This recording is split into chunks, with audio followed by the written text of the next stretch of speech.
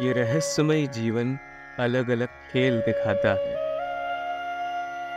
कई कई बार ऐसी परिस्थितियों में डाल देता है जो आपको खुद असमंजस में डाल देती है। कई बार ऐसे लोगों का सामना करना पड़ सकता है जो जीवन में नकारात्मकता फैलाते हैं और मानसिक संतुलन को ठेस पहुंचाते हैं। कुछ लोग हमें निरंतर परेशान करते रहते हैं और हमारे जीवन का सारा सुख चैन छीन लेते हैं। अब है तो ये जीवन ही जहां अच्छे और बुरे दोनों लोगों का सामना करना ही होता है। इससे आप बच नहीं सकते। अच्छे लोग आपको सच्चे और निष्कलंक रूप से देखते हैं क्योंकि वे अपने आप में ईमानदार और सहयोगी होते हैं।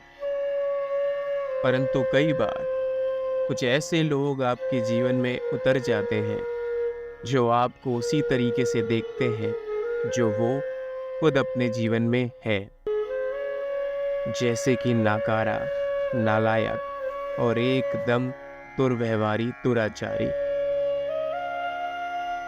कुछ तरह के लोगों का स्वभाव ही होता है कि वो लोगों के साथ अच्छा व्यवहार नहीं कर सकते।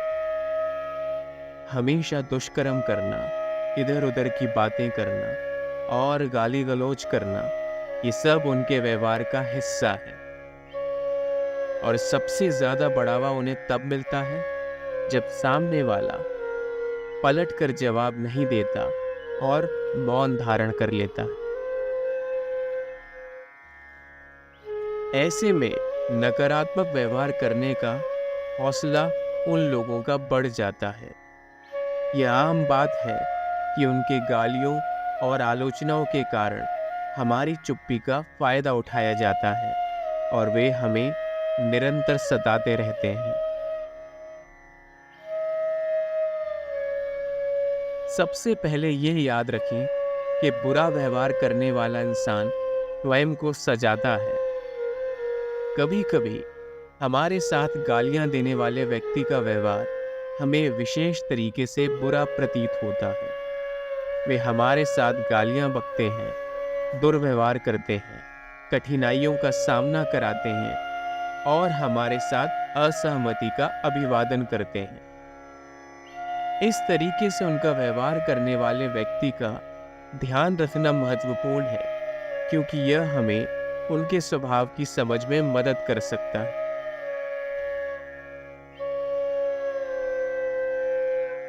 आप बहुत बार इस व्यवहार से परेशान जरूर हो सकते हैं और बचकर निकल सकते हैं, पर कई बार आपके पास बचने का उपाय नहीं होता, क्योंकि इस तरह के व्यक्ति आपके अपने ही करीबी होते हैं और शायद कभी कभार एक ही छत के नीचे रह रहे होते हैं।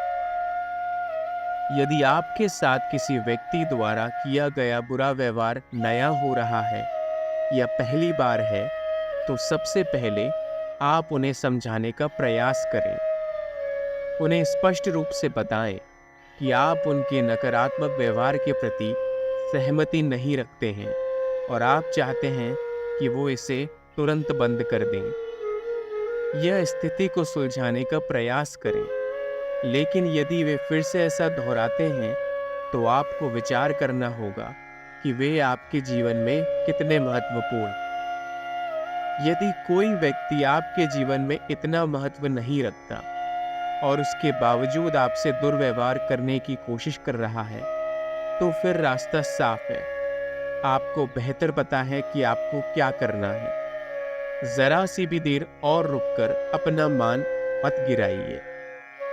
आपका यह रिश्ता उनके बुरे व्यवहार के कारण ही खराब हो रहा है, तो आपको उनके साथ दूरी बढ़ाने का विचार करना चाहिए।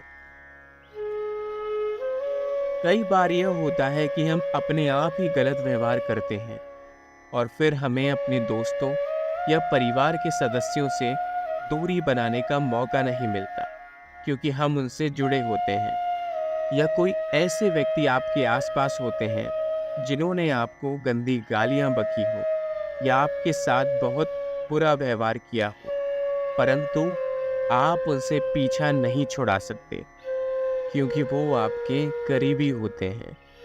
ऐसे में आप अपने आप को सामान्य रखकर सोचना होगा कि इस चीज का निवारण कैसे निकाला जाए। यदि आपके व्यवहार का हिस्सा भी इस समस्या का है, तो आपको संवाद में सुधार करने की कोशिश करनी होगी।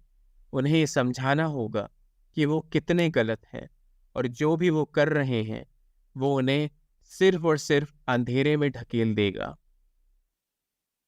आपको व्यवहार की समीक्षा करनी होगी और उन लोगों को एहसास दिलाना होगा कि उनका व्यवहार आपके प्रति बेहद गलत था और वो आपसे क्षमा प्रार्थी है। समय प्रबंधन एक बहुत महत्वपूर्ण आदत है जो आपके संवाद को बेहतर बना सकती है।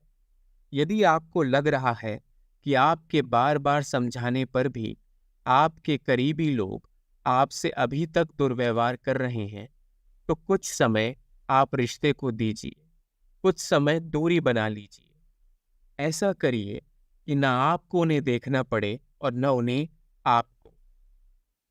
कृष्ण की एक कहावत है ना कि जब दूरियां होती हैं तो रिश्ते करीब आने की कोशिश करते हैं। उसी तरह कोशिश कीजिए, क्या पता एक दूरी आपके रिश्ते को करीब ले आए और सामने वाले को एहसास हो कि ये दूरी शायद इस वजह से थी क्योंकि उन्होंने गलत व्यवहार किया। आखिर में जब सब कुछ काम न करें तो धैर्य ही काम आता है।